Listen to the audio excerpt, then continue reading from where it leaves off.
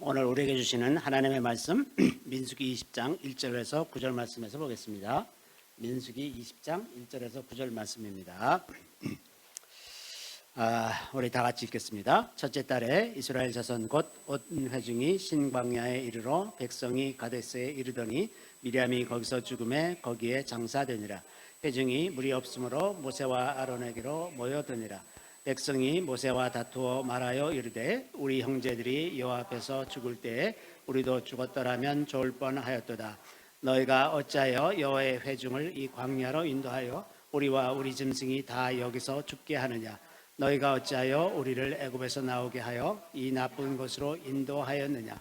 이곳에는 파종할 곳이 없고 무화과도 없고 포도도 없고 석류도 없고 마실 물도 없도다. 모세와 아론이 회중 앞을 떠나 회막문에 이르러 엎드림에 여호와의 영광이 그들에게 나타나며 여호와께서 모세에게 말씀하여 이르시되 지팡이를 가지고 네 형 아론과 함께 회중을 모으고 그들의 목전에서 너희는 반석에게 명령하여 물을 내라 하라. 내가 그 반석이 물을 내게 하여 회중과 그들의 짐승에게 마시게 할지니라. 모세가 그 명령대로 여호와 앞에서 지팡이를 잡으니라. 아멘. 저는 오늘 이 말씀으로 내 백성은 천박하고 무능하다, 이런 말씀을 좀 나누려고 합니다. 그러니까 저희가 이제 6월절 기도회를 시작한 지지난주에 지금부터 딱 열흘 전이네요. 4월 6일이었습니다. 그래서 이제 그때 제가 낮 시간에 오전 한 11시쯤 됐는데 그 전날 했던 그 6월절 기도회 설교를 다시 한번 훑으면서 오늘 어떻게 설교를 할까 하는 그런 생각을 하고 있는 중에 정말 깜짝 놀라게 제가 어떤 기도하는 모드였다거나 이렇게 하나님께 집중하고 있는 모드였었다면 간혹 그런 일이 있기도 했었는데 아무렇지도 않게 넋을 놓고 있는, 그리고 잠깐 그냥 설교만, 제가 했던 설교만 잠깐 듣고 있는데 갑자기 주님이 막 통곡을 하시는 거예요. 저도 불가항력적으로 제가 막 울게 되는 거죠. 막 울게 되고 그랬는데, 그러면서 이제 하시는 말씀이 내 백성이 천박하고 무능하다. 정말 깜짝 놀랐습니다, 제가. 그리고 이제 그 이후로 계속 그 말씀을 이제 묵상하게 되었죠. 주님이 왜 이 시점에 이런 말씀하셨을까? 더 이상, 첫째는 주님이 더 이상 기다릴 시간이 없다는 말씀이구나. 왜 굳이 이 말씀하셨을까? 왜? 우리에 대해서 더 참으실 시간이 있었더라면 굳이 지금 그런 말씀을 하지 않으셨어도 됐을 텐데, 이 세에 더 이상 참을 시간은 없는데 백성들이 그 천박함에서 벗어나지 못하고 있는 것이 너무나 안타깝고 마음 아픈 일이라 라고 말씀하시는 것 같았어요. 왜냐하면 우리가 다 잘 아는 바와 같이 마지막 때가 이제 지나가고 있고 대추수를 앞두고 있는데, 그 추수를 하기 위해서 자기 백성들을 불러일으키시고 준비된 자들에게 기름 부어서 이제 백성들에게 큰 추수가 일어나도록 그렇게 해야 할 터인데 백성들의 준비가 안 돼 있으니 주님이 얼마나 답답하셨을까,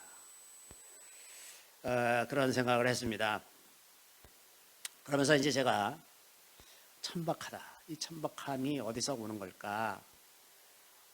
성경에서는 어떤 이미지를 갖고 있을까? 이런 생각을 좀 하면서 일주일 동안 지냈어요. 사실은 이 천박하다라는 단어는 성경에서 거의 사용되지 않는 단어입니다.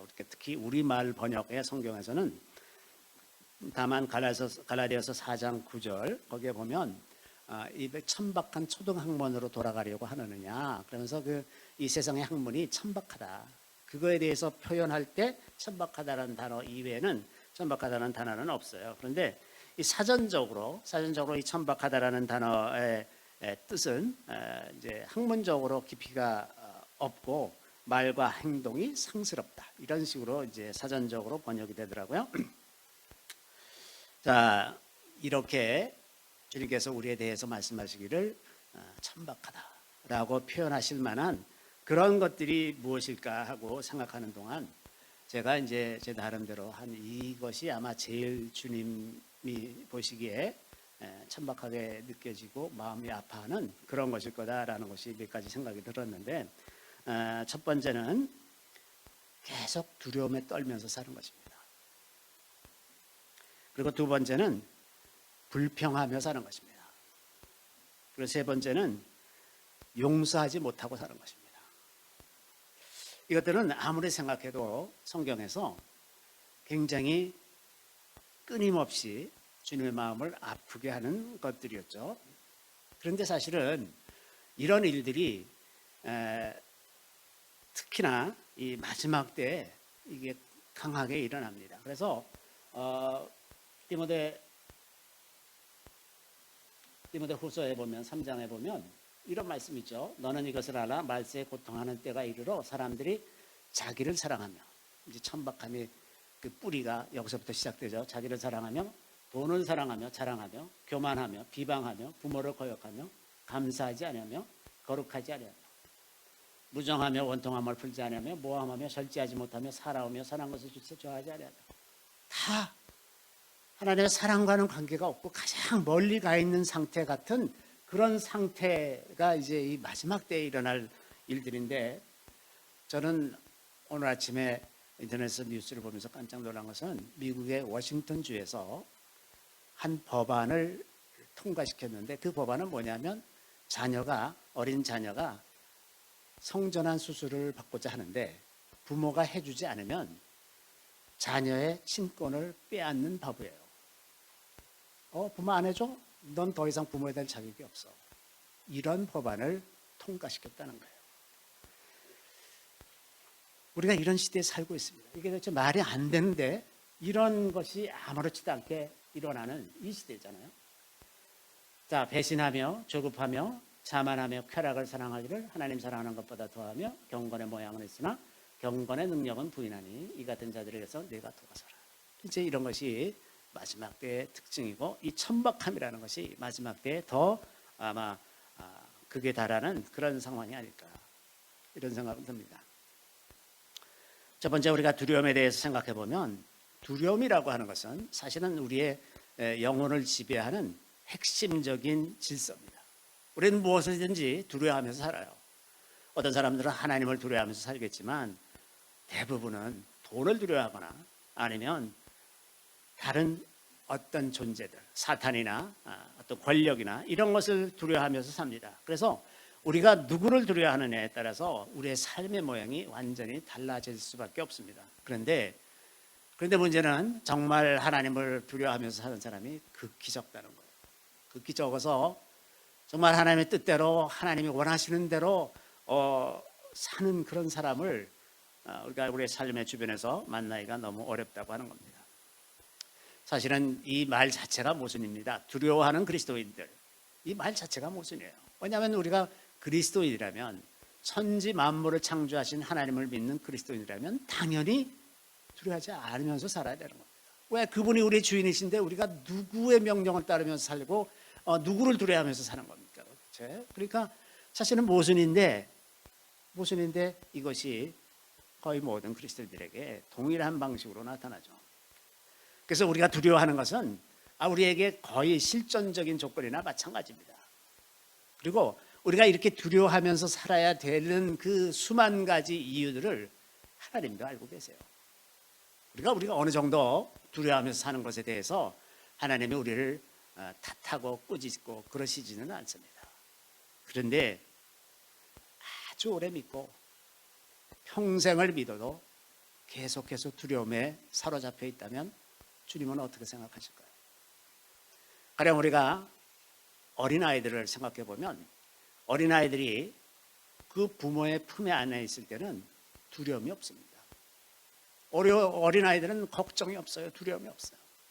그런데 우리는 하나님 품에 안겨 있으면서 계속해서 두려워하면서 삽니다. 하루 이틀이 아니고 5년, 10년, 20년, 30년이 지나도 동일한 두려움에 사로잡혀서 사는 거예요. 그럴 때 만약 여러분이 그 어린아이를 품에 안고 있는 부모라고 생각할 때 그 부모 마음이 어떻겠습니까? 얘는 도대체 왜 이러는 거야? 지금까지 나랑 같이 이렇게 지내면서 내가 얘를 이렇게 보호해 줬는데 얘는 왜 그걸 모르는 거야? 왜 계속해서 두려워하고 맨날 그걸로만 부르짖고 엄마한테 할 얘기가 두려워요, 무서워요, 나 좀 도와주세요, 이거밖에 할 얘기가 없냐 말이야. 그 부모 마음이 얼마나 아프겠습니까?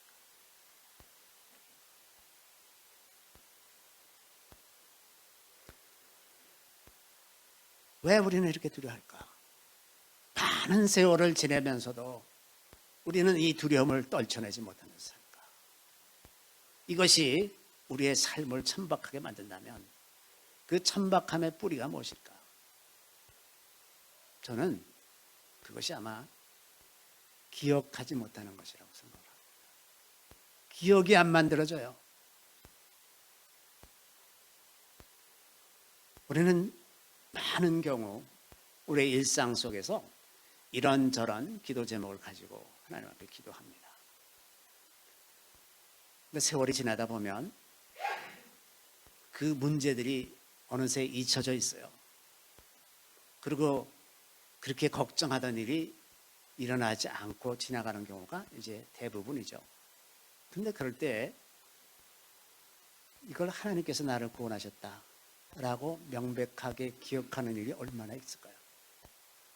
대부분은 하나님이 나를 건지셨다는 사실 자체도 모르고 지나가요. 기도할 때는 막 부르짖고 막 난리치고 이러는데 지나가고 나면 하나님이 나를 건지셨다는 생각이 없고 그냥 지나갔구나. 그래서 하나님께서 우리에게 아무리 많은 은혜를 베푸셔도 우리가 돌이켜 생각해 보면서 우리가 한 기도에 대해서 그 응답이 어떻게 이루어졌는지 살펴보지 않으면 우리는 하나님이 우리를 건지셨다는 사실 자체를 모르고 지나갑니다. 그래서 그 기억들이 우리에게 만들어지질 않는 거예요. 그러니까 동일한 일이 우리 삶의 전 과정을 거쳐서 똑같이 반복되는 겁니다. 똑같이 두려워하고 똑같이 부르짖으면서 사는 거죠. 기억이 없는 것, 이게 우리의 삶을 천박하게 만듭니다.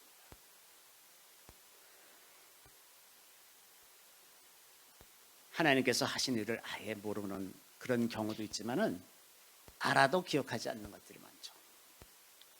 오늘 본문의 이스라엘 백성들 보면 이 사람들이 자기네 살아있는 동안에 이 오늘 사건은 아마 거의 이제 광야 생활 끝자락 그 부분에서 일어난 일 같은데 그 앞에 전에 자기네들이 한 30-40년 가까이 이제 지내오면서 애굽에서 얼마나 놀라운 기적들이 일어났으며 자기네가 애굽에서 탈출할 때 애굽 전역에서 장자들이 다 죽었잖아요. 또 짐승의 새끼들, 첫 새끼들도 다 죽고 그 밤을 지나오는 날 얼마나 패닉 같은 거였겠어요. 얼마나 두렵고 떨리는 일이었습니까? 사방에서 다 통곡을 하고 있고 근데 어떻게 우리 민족만 살아서 지금 거기를 빠져나가는데 그런 사건을 어떻게 잊을 수가 있겠습니까? 근데 잊어요. 자, 홍해바다 앞에 와서 뒤에서는 애굽 군대가 쫓아오고 앞에는 홍해로 가로막혀 있을 때 얼마나 위급하고 기겁을 했었겠습니까?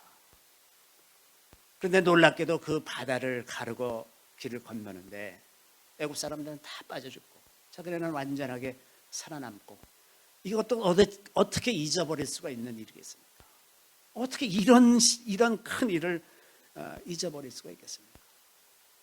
광야에서 반석에서 물을 내고 만나와 메추라기를 주시고 아말렉과 싸우게 이기게 하시고 이런 모든 과정을 다 거쳤는데 지금 물이 없다고 모세와 아론에게 나와서 또 불평하는 거예요.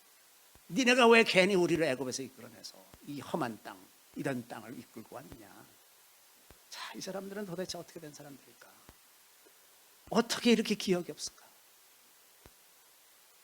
그렇게 생각이 드는데 사실 우리가 그래요. 우리 모두가 다 이렇습니다. 어떻게 그렇게 하나님께서 하시는 일들은 우리의 기억에서 쉽게 사라지는지 성경에 보면 하나님께서 우리에게 기억하라 수도 없이 많이 말씀하세요. 기억하라. 이 광야의 이스라엘 백성들이 그렇게 했다면 예수 믿는 사람들은 뭐가 다릅니까? 우리가 적어도 예수님 말씀에 의하면 다른 어떤 시대보다 탁월하게 세례 요한이 그렇게 사모하면서 죽은 그 시대를 살고 있어요. 무엇인가 하면 예수 그리스도께서 우리의 죄를 대속하시고 우리에게 성령을 보내주셔서 성령으로 살 수 있게 해주신 놀라운 시대를 살고 있다는 말입니다. 그러니까 이스라엘 백성들이 광야에서 그렇게 기억이 없고 매일 하나님을 원망하고 이러는 것들이 성령이 없어서 그랬다 이렇게 말할 수가 있는 거예요. 완전히 다른 시대를 살았어요, 그 사람들은. 그래서 그럴 수도 있겠다 이렇게 생각할 수 있는데, 아니 예수 믿는 사람들은 성령이 있잖아요. 성령의 도우심으로 얼마든지 천박하지 않게 살 수 있는데 왜 오늘날의 그리스도인들은 이렇게 천박해질 수밖에 없는가? 성령께서 하시는 일이 뭘까요? 죄에 대해서, 의에 대해서, 심판에 대해서 알게 하시고 우리에게 모든 것을 가르쳐서 알게 하시는 하나님은 아니십니까? 그러면 그 성령 하나님께서 우리 안에 계시고 우리가 성령을 의지하면서 산다고 하면 우리의 기억도 새로워질 것입니다. 우리의 기억에도 하나님의 은혜가 선명하게 새겨져서 우리가 점점 더 두려움 없이 살 수 있는 그런 성숙한 믿음으로 나아가게 될 것입니다. 그런데 그렇게 성령을 보내주셨는데 자기가 그 성령을 보내주시기 위해서 십자가에 달려 돌아가시기까지 했는데 그럼에도 불구하고 계속해서 두려워서 떨면서 살고 있으면 예수님 마음이 얼마나 기가 막히겠습니까? 내가 너희들로 두려워하지 않고 살게 하기 위해서 내가 십자가에 달려 죽고 내가 내 성령을 보내줬는데 너는 도대체 뭘 하고 있니? 왜 아직도 그러고 있니? 왜 30년 50년 지나도 똑같이 두려워하고 있냐? 그러지 않겠습니까? 기가 막힌 현실 아니겠습니까? 성령이 우리 안에 계신 것도 모르고 성령이 무엇을 해주실 수 있는지도 모르고 혹은 무엇을 해줄 수 있다고 해도 그냥 소리만 지르고 도움을 구하지 못하면 이건 도대체 주님께서 십자가에서 하신 일이 무슨 소용이란 말입니까?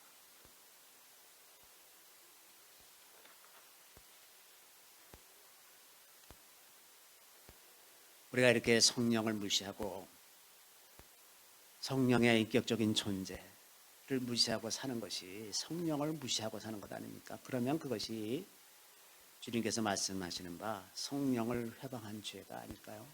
저는 오늘날 그리스도인들에게 제일 마음 아픈 현실이 성령을 무시하고 사는 것이라고 생각합니다. 그래서 우리 삶에 뿌리가 없어요. 우리 신앙생활에 뿌리가 없이 계속 천박하게 살아가는 그런 거가 되는 거죠. 두 번째 좀 생각해 보고 싶은 것은 불평하는 마음입니다. 불평. 자, 우리는 이제 이것들을 그렇게 좀 적나라한 단어로 그 불평이라고 표현하지는 않지만 우리는 은연 중에 나는 지금보다 좀 더 나은 삶을 살아야 돼 하는 생각으로 가득 차 있습니다. 그래서 지금보다 좀 더 건강하고 지금보다 돈도 더 잘 벌고 지금보다 더 영향력이 있고 권력이 있고 대우받으면서 살아야 한다는 생각이 우리를 사로잡고 있습니다. 그런데 과연 이 생각이 맞는 생각일까요? 지금 나보다도 건강이 더 나쁘고 혹은 돈도 없고 또 명예도 없는 그런 사람들보다 내가 좀 더 대접을 받고 살아야 될 그런 만한 가치가 나는 있는 사람인가? 내가 가령 아프리카의 어느 아주 가난한 그런 나라에서 태어난 그런 사람들보다 내가 더 나은 사람이어서 지금 이 대한민국에서 이렇게 부를 누리면서 사는 것 그렇다는 건가? 내가 그럴 만한 자격이 있는 건가? 왜 나는 나의 삶에서 내가 보다 더 좋은 것을 꼭 누려야 된다고 생각하는가? 항상 우리의 사고방식이 그리로 가 있기 때문에 늘 주님께 드리는 기도가 불평이에요. 불평. 계속 좀 더 좀 더, 좀 더, 좀 더. 그런 사고가 우리의 생각을 사로잡고 있기 때문에 감사함과 만족이 없습니다.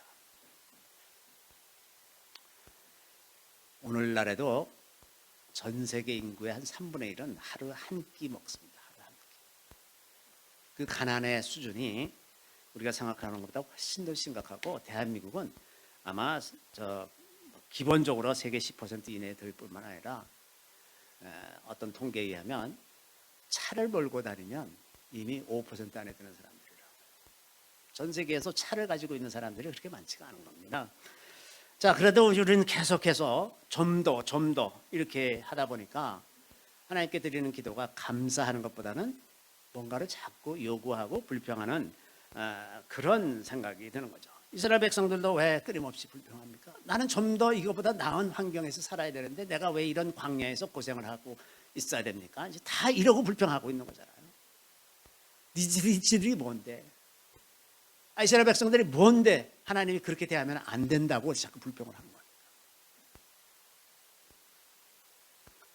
우리에게 주신 은혜들을 감사하지 못하는 것, 이것이 천박한 것이라고 저는 생각이 듭니다. 그리고 대개의 경우는 감사하지 못하는 마음은 점점 더 그 삶을 황폐하게 만듭니다. 감사하면 오히려 더 풍성하고 넉넉한 삶을 살게 되지만, 불평하면 할수록 점점 삶이 황폐해지는 거죠. 이 점에 있어서도 성령은 우리가 절제하면서 살 수 있는 그런 마음을 주시는 것입니다. 그래서 그리스도인이 이 광야 이스라엘 사람들과 달리 더 잘 살 수 있는 그 근거는 성령으로 절제할 수 있기 때문이죠. 성령의 은사, 성령의 열매 마지막 것이 절제죠. 충성과 온유와 절제니 이런 것을 금할 법이 없느니라. 절제하는 마음, 이 성령이 주시는 마음이에요. 그래서 우리에게 주어진 여러 가지 조건들, 우리 건강이라든지 물질이라든지 어떤 기회라든지 이런 것들에 대해서도 성령께서 주시는 마음으로 우리가 감사하며 살 수 있어요. 그 절제하는 마음이 생겨나면 감사가 생겨되지만, 그 절제하는 마음을 잃어버리면 계속해서 더 많은 것을 요구하면서 불평하면서 지내게 되는 거죠. 자, 또 이 감사하지 못하는 마음은 남들을 무시하는 마음이 거기 같이 있습니다. 왜냐하면 내가 좀 더 많이 받을 수 있고 나는 그러한 자격을 가진 사람이다라고 생각하는 그런 마음에는 항상 남들하고 자기를 비교하는 마음이 있기 그렇습니다. 그래서 남들과 비교해서 저 사람도 저렇게 복을 많이 주시는데 왜 나는 조금 주십니까? 이런 마음이 항상 있어요. 저 사람은 신앙생활도 잘 못하는 것 같고 뭐 충성스럽지도 않은데 저 사람은 왜 형통하게 잘 살고 나는 왜 이렇습니까? 이런 마음이 생기는 거예요. 이런 비교하는 마음, 절제하는 마음이 없으면 이렇게 자꾸 비교가 되고 하나님 앞에서의 나를 바라보지 못하게 만든다고 하는 겁니다. 세 번째로 우리가 그 용서하지 않는 삶을 이제 살펴볼 수가 있습니다. 그 용서하지 않는 삶이 아마도 자기 인생을 가장 황폐하게 만드는 거죠. 그래서 주님께서 용서하라고 말씀하시는 것은 그 사람을 위해서, 그 나한테 나쁜 짓을 한 그 사람을 위해서 용서하라는 것이 아니라 나를 위해서 용서하라는 겁니다. 나를 위해서. 우리가 그 나한테 작은 상처를 준, 마음의 상처를 준 그 사람에게 복수하기 위해서 마음에 칼을 갈잖아요. 내가 다음에 만나면 반드시 이런 말을 할 거야. 이런 생각들을 그냥 해대면서 이렇게 말할 걸 그랬나, 저렇게 말할 걸 그랬나, 어떻게 하면 내가 그 사람에게 좀 더 깊은 상처를 팍 찔러줄 수가 있을까, 이런 걸 사로잡히고 거기에 그냥 에너지를 다 쏟고 지내다 보면 그 마음속에서 자라는 것이 무엇입니까? 복수의 칼을 갈고 독초와 같은 것들을 그 마음에 자라나게 하고 있잖아요. 그래서 그것이 엉뚱하게 다른 사람들에게도 표현되고 막 이래서 주변에 많은 사람들을 아프게 만들고 다른 많은 사람들에게서 외면받고 황폐하게 만드는 그런 삶을 살게 되지 않습니까? 세상에 죄를 갖지 않은 사람이 하나도 없잖아요. 그 마음에. 그리고 그 죄가 늘 사람들에 대한 공격성 혹은 어떤 습관, 공격적인 습관 혹은 자기 방어의 습관 이런 것 때문에 우리가 늘 주변 사람들에게 상처를 주면서 산다는 것이 그게 자기의 정확한 자기 자신의 실존이에요. 우리는 아무리 우리가 도를 닦고 수련을 하고 그렇다고 해서 남들에게 전혀 상처를 안 주고 살 수는 없습니다. 점점 나아질 수는 있겠지만 전혀 없을 수는 없죠. 그래서 모든 인간관계는 어느 정도 다 상처를 주고받는 관계가 있습니다. 그것이 어떤 거는 좀 심각할 수도 있고 뭐 아닐 수도 있고 그렇지만 그럼에도 불구하고 화해를 하면서 또 화합하고 이러면서 지내는 거죠. 우리가 교회 안에서나 사람 사이들에서나 우리의 목표는 상처받지 않는 게 아닙니다. 그렇죠? 그럼에도 불구하고 친밀한 관계로 들어가는 게 목표예요. 상처받지 않기 위해서 그 마음에 펜스를 치고서 접근하는 것을 허용하지 않고 이렇게 사는 것은 바람직한 삶이 아니죠. 근데 이제 교회도 마찬가지로 교회 안에서 상처받지 않기 위해서 우리가 교회로 모이는 것이 아닙니다. 오히려 그 상처를 통해서 우리 안에 연약함이 드러나면서 그 연약함들이 서로 돌이 돌을 서로 가는 것처럼 그래서 점점 더 서로가 상처를 주고받으면서 부드러워지는 거고 좀 더 포용할 수 있는 능력이 생기는 겁니다.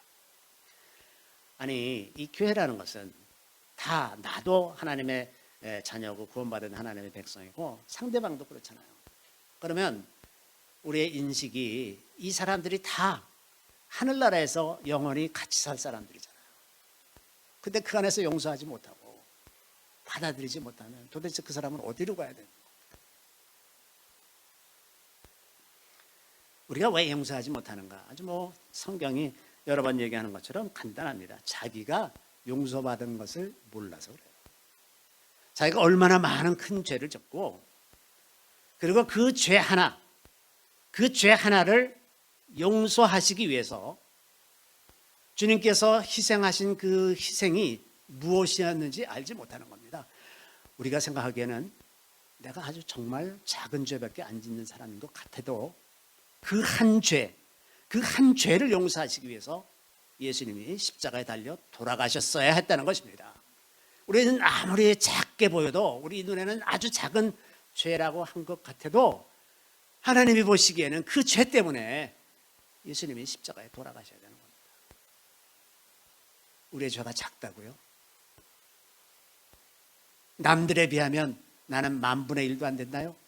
그런 논리가 성립하겠습니까? 그 10,000,000,000의 작은 죄 때문에라도 주님께서 십자가에 달려 돌아가셨어야 됐는데 그게 어떻게 작습니까?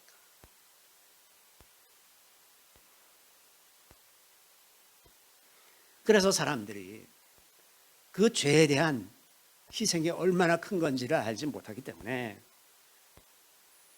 다른 사람들을 쉽게 비판하고 판단하고 규정하고 쟤는 저런 사람이야, 쟤는 이런 사람이야 그러면서 그들의 행동을 나의 잣대로 규정하려고 하다 보니까 갈등이 더 많아지지 않습니까? 그냥 저 사람이 죄인인 것처럼 나도 죄인인데 그리고 받아들이면 그냥 그걸로 쉽게 해결될 문제를 굳이 그 허물을 드러내고 비판하고 판단하고 그러면서 이제 점점 더 악화되는 그런 관계를 만들어가는 거죠.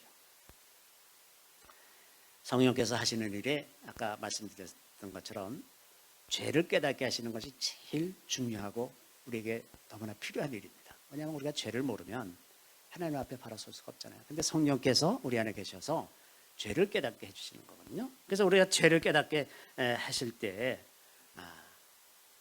이런 죄가 있었구나. 내가 이런 걸 알고 이제 그러다 보면 자연히 다른 사람들을 정죄하고 비판하는 것도 줄어들게 마련입니다.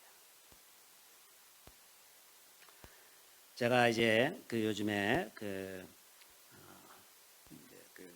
윤건사 일로 인해서 이렇게 주변에 많은 사람들이 기도도 해주고 위로도 해주고 뭐 걱정도 해주고 방문도 해서 손도 잡아주고 이제 이런 사람들을 많이 만나는데 그러면서 제가 평생 살아오면서 그 우정, 제게는 뭐 60년 가까이 된 친구들이 참 많습니다.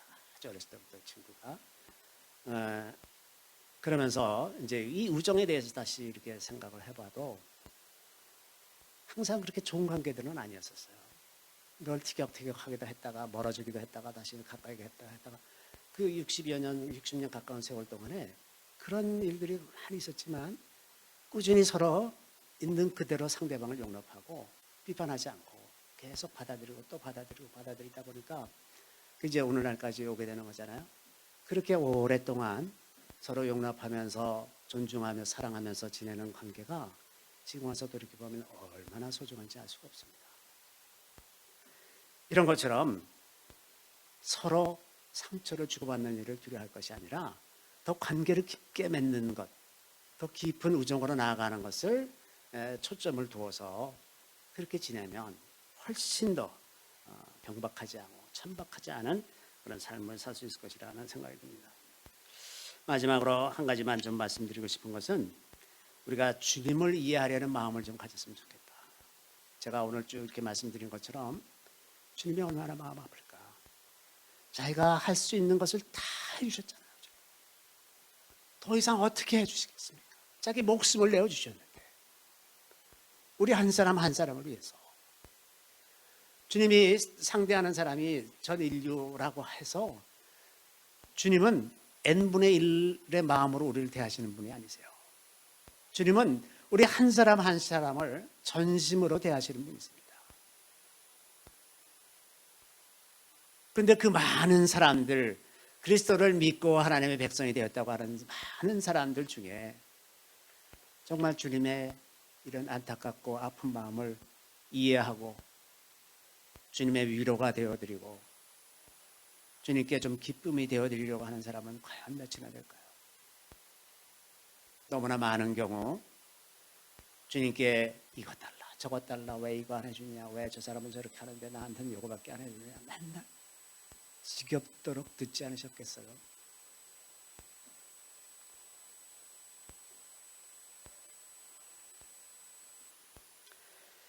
참 그래서 더 이상 우리가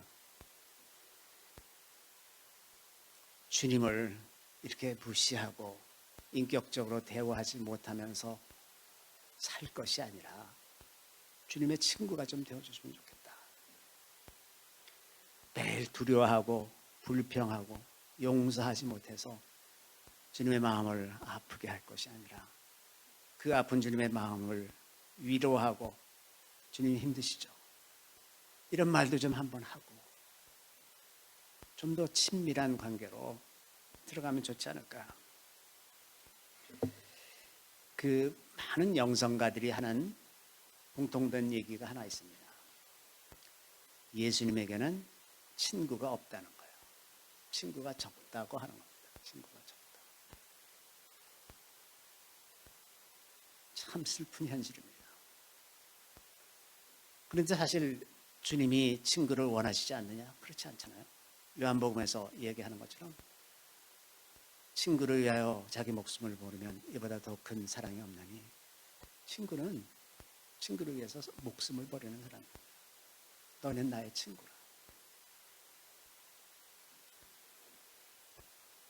자, 주님께서 이 마지막 때 이 큰 추수를 앞두고 자기의 종들을 일으키셔서 기름 부으시고 추수의 큰 일을 하시고자 하는 이때 우리의 마음이 좀 더 주님께 다가가서 주님의 아픈 마음을 헤아리면서 말도 좀 조심하고 또 주님께 가끔 위로의 말씀도 전해 들으면서 이 시대를 사는 것이 주님의 소원이 아닐까. 그래서 그 안타까운 마음으로 통곡하시면서 내 백성이 천박하고 무능하다. 왜 무능합니까? 우리에게 주신 이미 주신 성령을 의지하지 않기 때문에 무능한 거잖아요. 이미 다 유능하게 해줄 모든 조건을 다 주셨는데 그냥 계속해서 무능하게 사는 거예요. 그래서 우리 좀 더 주님을 사랑하고 성령을 더 많이 의지하면서 좀 더 깊은 교제의 관계로 들어가는 그러한 시즌이 되었으면 좋겠다. 그래서 잠시 이 말씀을 드렸습니다. 기도하겠습니다.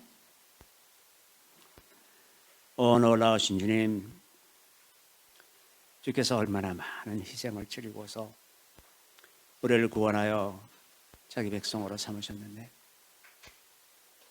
우리가 그 거룩한 뜻을 알지 못하고 매일 불평하고 두려워하면서 우리에게 작은 상처를 준 사람들을 용서하지 못하면서 그렇게 천박하게 살아온 모든 것들을 용서하여 주시기 원합니다. 우리에게 성령을 보내주셔서 우리가 하나님의 은혜를 기억하게 하시며 우리가 가진 것을 알고 절제할 수 있게 하시며 우리의 죄를 알게 하셔서 다른 사람들을 용서하게 하시며 우리를 능하게 하시는 것을 알고 우리가 성령을 더 많이 의지하며 더 사랑하며 주님을 이해하고 주님과 함께하는 그런 삶을 이제 살 수 있게 되기를 구합니다. 오 성령님, 저들의 모든 연약함과 어리석음을 용서하여 주시고 이제 주님 앞에서 지혜롭고 겸손하고 신중하며 주의 능력을 덧입어 사는 저희들이 다 되게 하여 주시기를 우리 구주 예수 그리스도의 이름으로 감사하며 기도드리옵나이다.